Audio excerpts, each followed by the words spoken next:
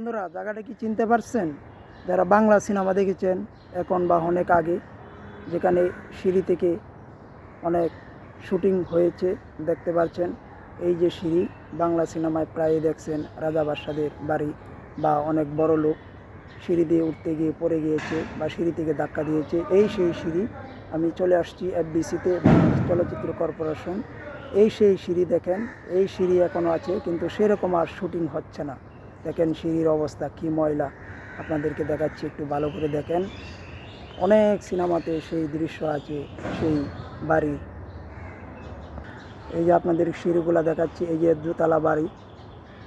এখান থেকে অনেক নায়ক নায়িকারা নিচ দিয়ে নামতো, অনেক গরিবদেরকে অত্যাচার করতো, চাবুক দিয়ে তাদেরকে পিটিয়েছে, এরকম দৃশ্য। আর এখন দেখেন কি অবস্থা, নাজেহাল অবস্থা। এখন সিনেমা হয় না, সেই সিনেমার জোলস আর নাই, এই হলো অবস্থা। আশেপাশের অবস্থা দেখেন, গাছের পাতা পরে নোংরা হয়ে রয়েছে।